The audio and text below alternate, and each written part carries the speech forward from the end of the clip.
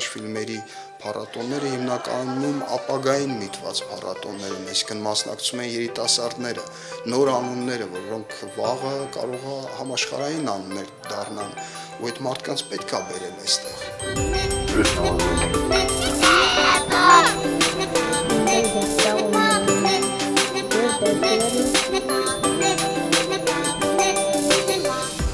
Ինչ որ մեդիան մեզ հրամցնում է, նույնիսկ ստիպված ենք նայել,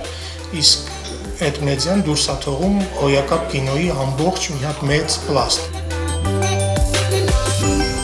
Նոր հայկական կինոն, լավ հայկական կինոն, իսկական հայկական կինոն պետք է գտնել, պեղել փոքր ֆիլմերի միջից։ Փառատոնը հնարավորություն է տալիս տեսնել վաղվա հայկական կինո։ ՆՓԱԿ նշանակում է փորձառարություն, նշանակում է նոր մարդիկ, նշանակում է լավ ջահելություն, նշանակում է ամառ, փողկապային վիճակից դուրս ինչ-որ մի բան, առանց մեդալների, առանց գիտեք պաթոսի ավելորդ, այստեղ հասկանում եմ, որ կարելի է նաև առանց փողի անել լավ արվեստ։ Ֆիլմերը, որոնք այստեղ ներկայացված են, միշտ այդպես աշխատում են կինոյի լեզվի հետ, փորձում են ինչ-որ նոր հնարավորություններ բացել, ու դա շատ կարևոր է այսօր, որովհետև այսօր բոլորը կարող են կինո նկարել։ Ու այդ կինոյի լեզուն, հա, ինքը ոնց որ կորում է ու դեվալվացիա է տեղ ունենում։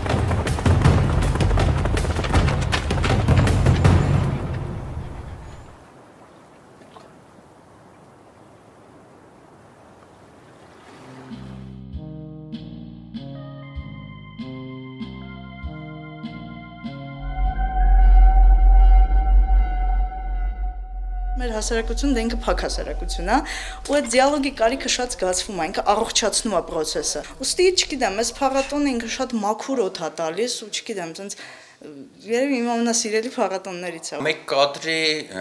ամենահետաքրքիր բաներից մեկն էլ հենց դա է, որ այստեղ կա նախ սերունդների երկխոսություն, դու անդադ հանդիպում ես մարդկանց, որ արել են ֆիլմը, բերել են, բոլոր տարիքային, մասնագիտական եւ այլ սահմանափակումներից դուրս է գալիս եւ ստեղծում է հավասար դաշտ խոսելու կինոյի մասին։ 14 տարին բավական մեծ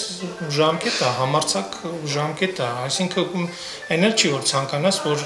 գնացեք ձեր առագաստը չթուլացնեք, գնացեք նույն ուղով, ճիշտ ուղղությամբ եք գնում, իրանք տենց էլ անում են։ Ու